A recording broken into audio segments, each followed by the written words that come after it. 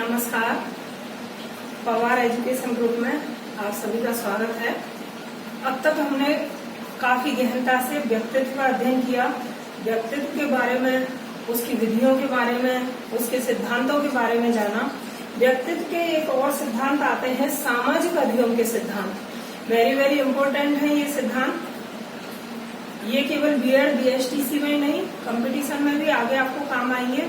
तो इन सिद्धांतों में जो प्रमुख सिद्धांत हैं उनका हम व्यापकता से अध्ययन करेंगे। बाकी के जो अन्य हैं उनके केवल नाम और प्रतिपादन। तो सबसे पहले हम चलते हैं सामाजिक अधिगम के सिद्धांत पर। सामाजिक अधिगम के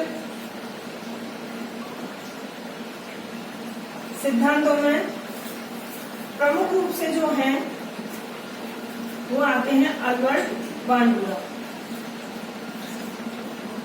अल्बर्ट बांडुरा कनाडा के रहने वाले थे।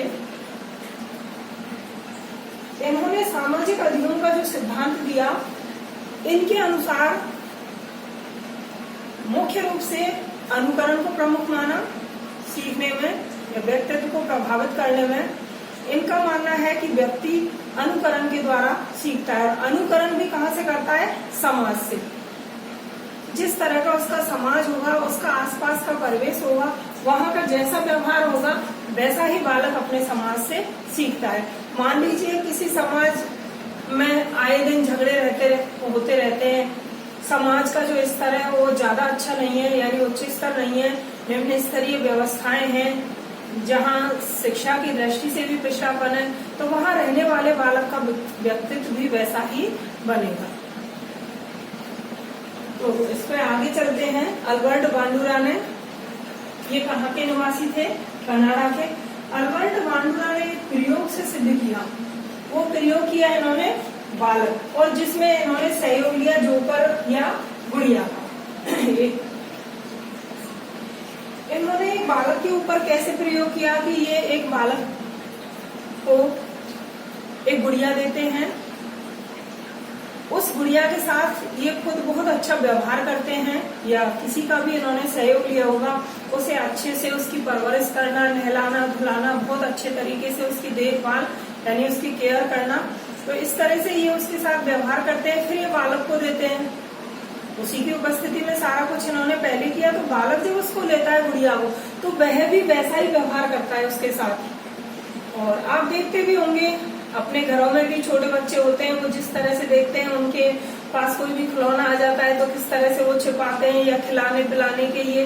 तो वो सारा कुछ कहीं ना कहीं अनुकरण से सीखने, और अनुकरण कहाँ से कर रहे हैं? अपने परिवार से, समाज से, मित्रों से, या बाकी अन्य जो भी हैं उसके संपर्क में, उन सबसे सीखते हैं। तो वैसे ही बालक की एक स्थितियां तो रखी सकारात्मक, जिसमें अच्छे से देखभाल करनी थी, किसकी? गुड़िया या जोकर की। उसे बहुत अच्छे से रखना, खिलाना पिलाना, टाइम टू टाइम सारे काम करने। दूसरी जो स्थितियां रखी बिल्कुल इसके विपरीत, नकारात्मक उसमें ले जाइए। गुड़िया के साथ मारपीट करना, उसे फेंकना, खींचना, तोड़ना, चिल्लाना, एक तरह से झल्लाना। तो यही व्यवहार जब बालक के सामने पुनः किया जाता है तो फिर उसका व्यवहार फिर से परिवर्तित हो जाता है। जहाँ पहले वो देखते थे विनम्रता थी, दूसरी तरफ आक्रामकता बढ़ जाती है, गुस्सा बढ़ जाता है। इन्हीं के सिद्धांत का नाम दिया है, एक उपनाम, निरीक्षणात्मक सिद्धांत। क्यों दिया है निरीक्षणात्मक? क्योंकि इसमें बालक किससे सीखता है? निरीक्षण, देख करके। कोई ना कोई उसके सामने जैसी हरकतें कर रहा है, जैसी गतिविधियां चल रही हैं, वैसे ही वो करता है, तो वो देख करके सीखता है। देख जो भी है, जो अवलोकन करता है वो। अब सामाजिक महत्व की अगर इस सिद्धांत की हम बात करें तो इस का महत्व ये है कि समाज में बालक जैसा देखता है वैसा ही वह सीखता है। तो हमें समाज में मान्य व्यवहार, जो अच्छे व्यवहार है, अच्छे क्रियाकलाप है, उन्हें बढ़ावा देना चाहिए। अमान्य व्यवहार है, कुसंगत है, बुरी आदतें हैं, या इस तरह के कुछ व्यवहार हैं जो बच्चों के लिए हानिकारक हैं, इन सब का त्याग कर देना चाहिए। तो इससे हमें शिक्षा मिलती है अनुकरण द्वारा सिखाने। अनुकरण किसका करेगा बालक? समाज। समाज समाज में सभी लोग आ जाएंगे, चाहे उसका परिवार है, उसके रिश्तेदार हैं, मित्र हैं, शिक्षक हैं इत्यादि, सभी लोग कहीं ना कहीं समाज में आते हैं। तो ये सामाजिक अधिगम के सिद्धांतों में इम्पोर्टेंट है ये अल्बर्ट बांडुरा का, ज्यादातर इसी के नाम से पूछा जाता है। सामाजिक अधिगम का सिद्धांत किसने दिया? तो ये अल्बर्ट बांडुरा ने। केवल एक ही नहीं है, और भी है इसके। इसने किस पे प्रयोग किया? बालक पे किया। इसका उपनाम क्या है? निरीक्षणात्मक सिद्धांत। और इसका महत्व क्या है? अनुकरण के माध्यम से सिखाने का। जैसा व्यवहार करेंगे तो व्यवहार कैसा करना है? अच्छा व्यवहार करना है, मान्य व्यवहार करना है। दूसरा आता है सामाजिक अधिगम के सिद्धांतों में, दूसरे जो विद्वान है वो है एडलर। ये जो एडलर है, ये सिखाने में व्यक्तिगत अनुभव को नहीं मानते। जैसे हम ऊपर व्यक्तित्व में जानते आए हैं, थॉर्नडाइक वगैरह उन्होंने जो दिए हैं उसमें व्यक्ति विशेष पर बल दिया है, लेकिन ये व्यक्तित्व के अनुभव या व्यक्ति विशेष पर ही बल नहीं देते। इनका मानना है कि बालक अपनी कल्पना व भविष्य की अपेक्षाओं से प्रेरित होकर सीखता है। कल्पना, अगर कल्पना नहीं करेगा, कहते हैं सपने अगर नहीं देखेंगे तो उन्हें साकार कैसे करेंगे? साकार करने से पहले या आगे बढ़ने से पहले व्यक्ति को सपने भी देखने चाहिए। और ऐसा नहीं है सपने देखने से ही काम चल जाता है, सपनों को साकार भी करना पड़ता है। तो वैसे ही इन्होंने वही बात रखी है कि ये व्यक्तिगत अनुभव नहीं है, इसे केवल व्यक्तिगत अनुभव नहीं माना है। ये जो है कल्पना व भविष्य की अपेक्षा, अपेक्षा से मतलब जैसा हम चाहते हैं या समाज चाहता है या हमारे घर वाले चाहते हैं, उसी के अनुरूप या उन्हीं के अनुकूल उनकी प्रेरणा, उनके मार्गदर्शक जो हमारे शिक्षक वगैरह हैं उनके द्वारा दी गई जो सीख है उसके आधार पर आगे बढ़ते हैं, प्रेरित होते हैं। तो इस तरह से वो मोटिवेट होकर के आगे बढ़ते हैं। इन्होंने जो इसके मुख्य कारक माने हैं, कहीं ना कहीं इन कारकों का मुख्य रूप से स्थान है। इन कारकों को हम आत्मनिष्ठ कारक, यानी जो व्यक्ति के अपने खुद के कारक हैं। हर किसी का अपना कोई भी पर्सनल इच्छाएं होती हैं, अपने लक्ष्य होते हैं, अपना उद्देश्य होते हैं, अपने उन्हीं उद्देश्यों के आधार पर व्यक्ति आगे बढ़ता है। तो यहाँ सबसे पहले रखा है कल्पित लक्ष्य। किसी भी कार्य के लिए हम कल्पना करते हैं। कई बार हम देखते हैं कोई नहीं देखता तो भगवान को देखता है, इसलिए हमेशा अच्छा करना चाहिए। तो क्या किसी ने देखा भगवान को देखते हुए? लेकिन हमने ऐसी कल्पना बना ली है भगवान के प्रति कि कोई नहीं देखेगा तो भगवान देखेगा, इसलिए हमें हमेशा ईमानदारी, आदर्शवादिता के साथ आगे बढ़ना चाहिए।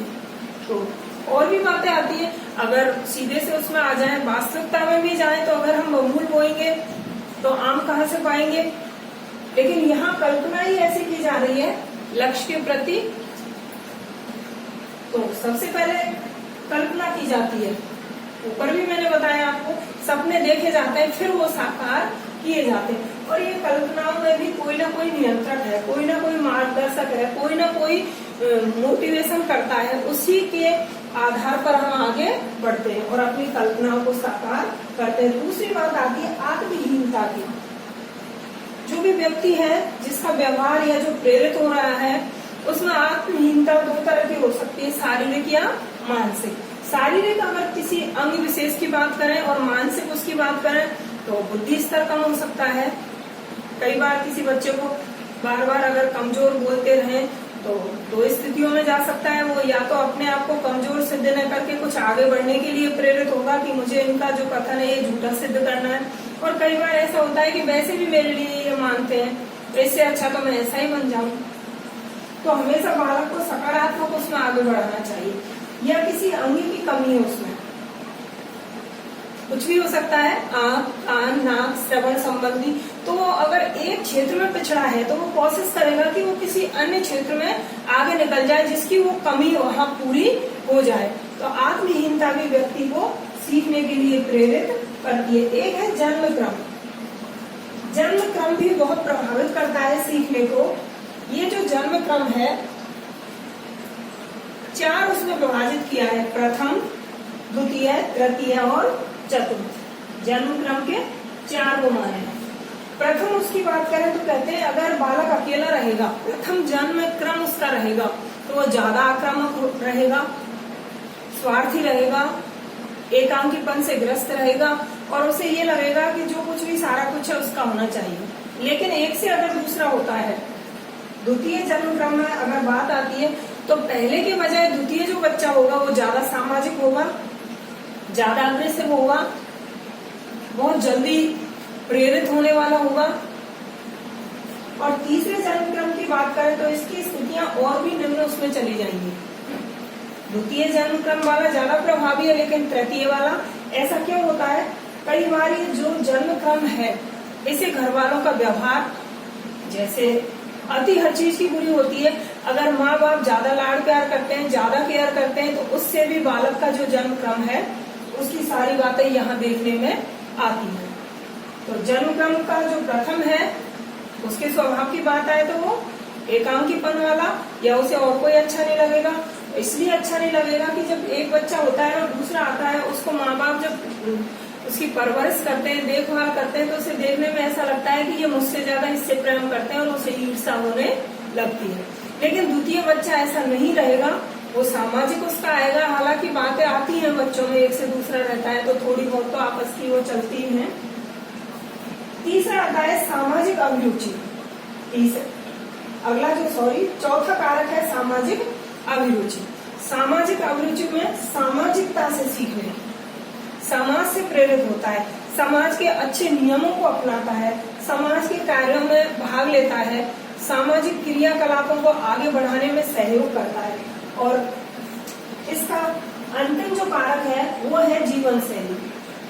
ये जो जीवन शैली है 5 तरह की मानी गई है इसकी। इसके अनुसार एडलर के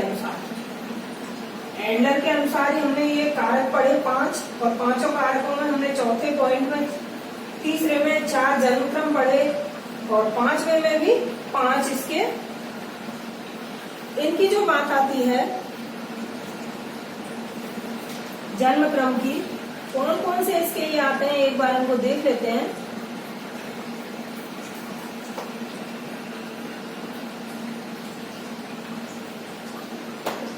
ये हो गए 4 और इधर ये हो गए 5। प्रमुख आत्मनिष्ठ जो कारक है इनकी संख्या है 5 और जीवन शैली इसके भाग किए हैं 4 और वही जन्म क्रम भी 4 उसमें विभाजित किए हैं। तो ये जो 4 है जीवन शैली के, जीवन शैली से मतलब यहाँ कोई भी व्यक्ति विशेष की विशेषताएं, उसके गुण, उसकी आदतें, उसका व्यवहार, उसके जीवन जीने का तरीका कैसा है, ये सब किसमें आता है? जीवन शैली में। इसके प्रथम स्टेप की अगर हम बात करें तो पहला है रूलिंग टाइप। रूलिंग टाइप ये जो व्यवहार है ये आक्रामक, जिसे गुस्सैल स्वभाव कह सकते हैं, रूढ़ व्यक्ति कह सकते हैं इनको हम, असामाजिक भी कह सकते हैं।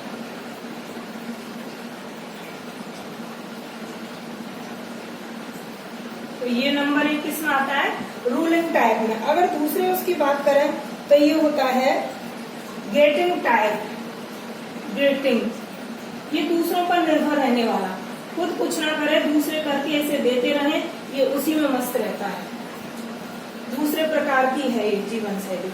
तीसरे उसकी अगर हम बात करें तो इसमें आता है अवॉइडिंग टाइप।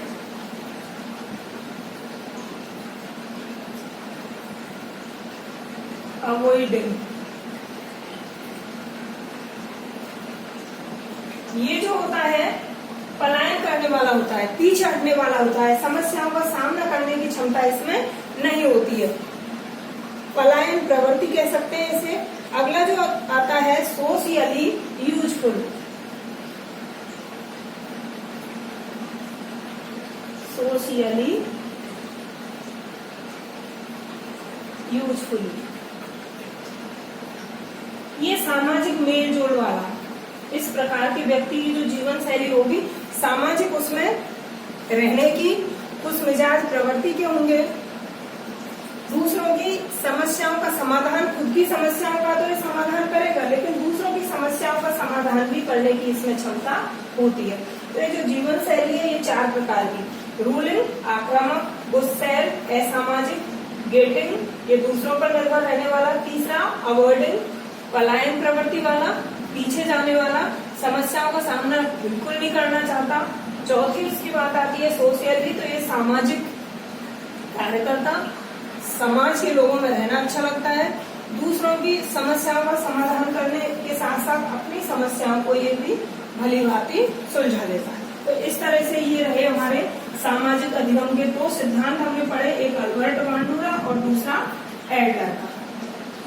इसमें अनुकरण से सीखते हैं और यह कल्पना व भविष्य की अपेक्षाओं से। इसे निरीक्षणात्मक सिद्धांत भी कहते हैं, जबकि इसमें जो प्रमुख है तो आत्मनिष्ठ कारक माने गए हैं, और कितने माने हैं? 5 माने हैं। इनका एक एक करके हमने अध्ययन किया। अब एक और चलते हैं हम अगले सिद्धांत पर, गेस्टाल्टवादी सिद्धांत।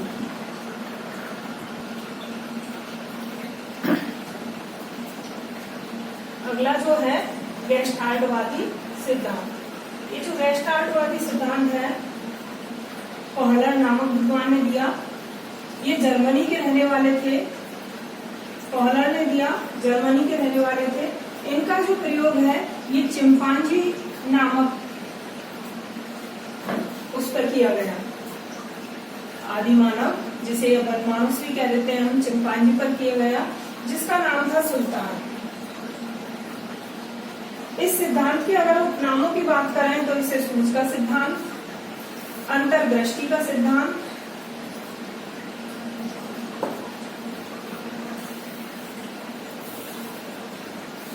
इनसाइट थ्योरी का सिद्धांत,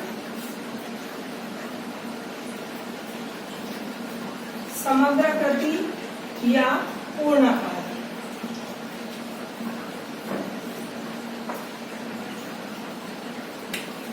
आदि नामों से भी जाना जाता है। अब इसमें न तो अनुभव से जो भी है यहाँ न तो त्रुटि से सीखा जा रहा है, न ही भूल से, न ही किसी पुनर्वलन से, जैसे कि हमने ऊपर जाना। स्किनर का कहना था कि ज्यादा से ज्यादा पुनर्वलन दिया जाए, और थायरनडाइक का कहना था कि त्रुटि व प्रयास से सीखा जाता है। जबकि इनका मानना जो है, इनका मानना है कि व्यक्ति अपने पूर्ण अनुभव से सीखता है। जो भी कार्य वो करता है, किसी समस्या का समाधान करता है, तो उसके लिए अचानक से ही सूझ आती है। ये एक बार क्वेश्चन भी पूछ लिया था कि गेस्टाल्टवादियों के अनुसार किस प्रकार सीखते हैं, व्यवहार में कैसे आती है व्यक्तित्व में, तो इसमें अचानक से ही सूझ उत्पन्न होती है। तो इनका जो प्रयोग है चिंपैंजी पर किया गया, और एक गेस्टाल्ट संप्रदाय इन्हीं के उसमें बना, 1904 में ये बना। इसमें 3 विद्वान थे, कोहलर, कोफ्का और बर्दाइमर। इसे बर्दीमर भी नाम आ जाता है इसका कहीं कहीं। तो ये 3 इसमें, तीनों ने मिलकर एक संप्रदाय की स्थापना की, जिसका नाम दिया गेस्टाल्ट संप्रदाय 1904 में। इसी संप्रदाय में मेन जो है सबसे पहले प्रणेता गेस्टाल्टवाद के कोहलर हुए हैं, जो कि ऊपर आ चुका है, और ये इनके दोनों सहयोगी रहे हैं। कई बार क्वेश्चन पूछ लिया जाता है गेस्टाल्टवाद का समर्थक नहीं है या इनमें से प्रवर्तक नहीं है, तो तीनों के नाम दे दिए जाएंगे। एक कोई जो भिन्न होगा उसे आप देख लीजिएगा, तो तीनों के नाम आने चाहिए, कोहलर, कोफ्का और बर्दाइमर। अब बात आती है कि प्रयोग की, प्रयोग इसने कैसे किया। तो प्रयोग की अगर हम बात करते हैं इसमें, जैसा कि मैंने बताया चिंपांजी पर किया, उसका नाम सुल्तान था। उस चिंपैंजी को, ये मान लीजिए ये कोई बंद कमरा है, बाहर से कोई इसका निरीक्षण करेगा,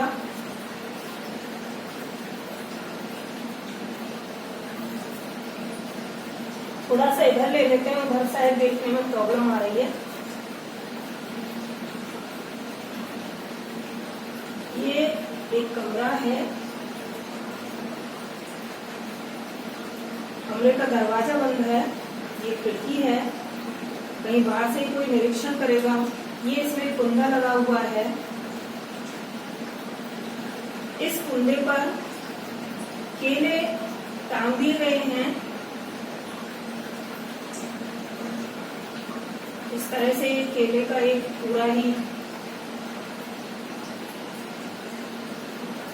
यहाँ इसमें कुछ बॉक्स रखे हुए हैं, कुछ छड़ी भी पड़ी हैं। कई जगह मिलेगा कि छड़ी एक से दूसरी छड़ी को जोड़ दिया है, लेकिन मैंने उसकी आती है कि बॉक्स का प्रयोग किया। अब यहाँ जो चिंपैंजी है, यानी जो बनमानुस है, भूखा है, कुछ खाने को चाहिए, इसे इसमें बंद कर रखा है। जब इसे भूख लगती है कुछ देर तक बैठा सोचता रहता है। कुछ देर रह करके हम भी कभी कोई ऐसी बात आती है जैसे सोचते हैं कि अब क्या करें, कुछ सोचते हैं, कुछ विचार मन में आते हैं। वैसे ही इसके मन में भी अचानक से एक उपाय, तरकीब या सूझ उत्पन्न होती है। उस सूझ में ये क्या करता है, जैसे एक बॉक्स ये है, यहाँ से इस बॉक्स को उठाकर इसने इसके ऊपर रख लिया, फिर ये इसमें चढ़ के देखता है, केलों को लेने की कोशिश करता है, फिर भी इसके हाथ नहीं आते। फिर ये अगले बॉक्स को उठाता है, इसको ऊपर रख लेता है, इस पर चढ़ जाता है, और चढ़ने के बाद केले इसके हाथ आसानी से आ जाते हैं। तो इसमें सब जो भी है, इसने कोई तरकीब सोची, कोई उपाय, या अपने अंदर से ही अचानक से ही सूझ उत्पन्न हुई, जिसके लिए इसने कोई प्रयास नहीं किया, केवल बैठ करके इसने विचार किया। और सोच विचार करने का परिणाम ये रहा कि इसने जो इसकी समस्या थी उसका समाधान कर लिया। इसकी समस्या क्या थी, इसे भूख लगी थी, कुछ खाना था, और खाने के लिए इसके जो दीपक यहाँ इसे दिख रहे थे केले, इनको प्राप्त करना था इसका मकसद। अकेले बॉक्स पर या नीचे से इनको ले नहीं सकता, लेकिन इसने अपने दिमाग से काम लिया, अपने अनुभव से काम लिया कि इस तरह से भी कार्य किया जा सकता है, और तीनों बॉक्स को एक के ऊपर एक रख के ऊपर चढ़ जाता है और केलों को प्राप्त कर लेता है। तो ये जो सिद्धांत है, ये अपने पूर्व अनुभव से एक साथ सूझ उत्पन्न होती है, और उस सूझ के माध्यम से किसी भी समस्या का समाधान करने की सीख देता है। इस सिद्धांत का नाम है गेस्टाल्ट। जो ये गेस्टाल्ट शब्द है, जर्मन भाषा का है। इस शब्द का भी अर्थ है समग्राकृति या पूर्णाकार, और इसी के आधार पर इसे समग्राकृति का सिद्धांत भी कह देते हैं, कहीं कहीं पूर्णाकार के सिद्धांत के नाम से भी जानते हैं। तो इस तरह से कई बार आ चुके हैं इसमें से कि अंतर्दृष्टि किसके लिए आया है, तो गेस्टाल्ट के लिए आया है, या समग्राकृति का संबंध किससे है, तो गेस्टाल्टवाद से है। इसने प्रयोग किस पर किया, तो चिंपैंजी पर किया। और अचानक से ही कैसे आती है दिमाग में, तो सूझ उत्पन्न होती है। सूझ कोई तरकीब कह सकते हैं, उपाय कह सकते हैं, तो अपने पूर्व अनुभव से ही उत्पन्न होती है। इस तरह से ये सिद्धांत आता है। अब चलते हैं हम कुछ प्रमुख मनोवैज्ञानिक व उनके सिद्धांतों के नाम पर। कुछ संप्रदाय भी हुए हैं जो मुख्य थे, उन्हें तो व्यापक रूप से आपने जान ही लिया, लेकिन अब हम केवल उनके नाम व उनके प्रतिपादक के बारे में जानते हैं। तो इस पर आगे चलते हैं।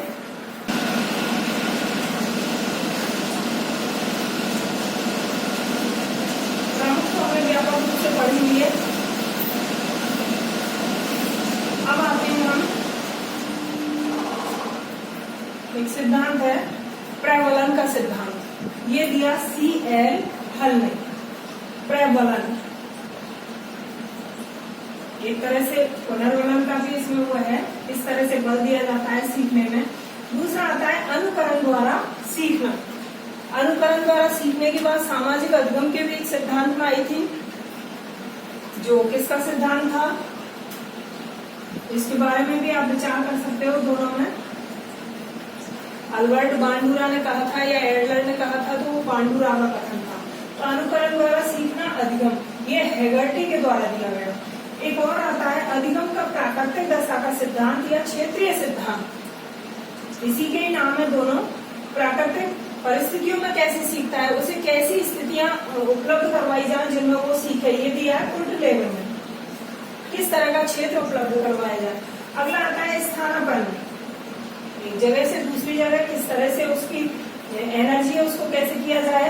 एडविन गुथ्री स्थानापन्नता का सिद्धांत दिया एडविन गुथ्री ने। एक आता है उद्देश्यवाद का सिद्धांत, कोई ना कोई उद्देश्य जीवन में होना जरूरी है, ये किसने कहा है, एडवर्ड टोलमैन ने। एक आता है अन्वेषण, अन्वेषण का मतलब खोज अनुसंधान, ये दिया है जेरोम एस ब्रूनर ने।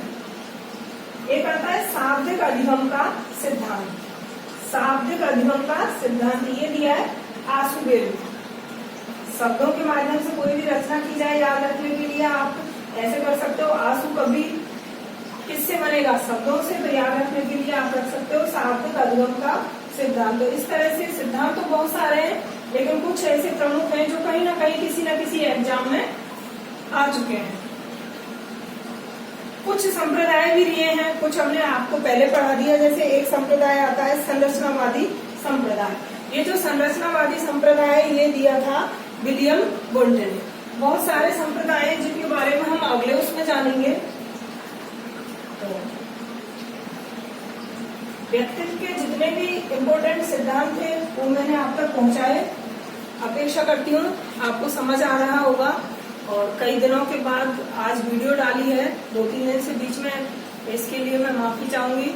और अपेक्षा करती हूँ कि आप सभी अच्छे से मेहनत कर रहे होंगे, घर में रह करके सेफ्टी से रह रहे होंगे, अपना अध्ययन आप बराबर जारी रखे होंगे।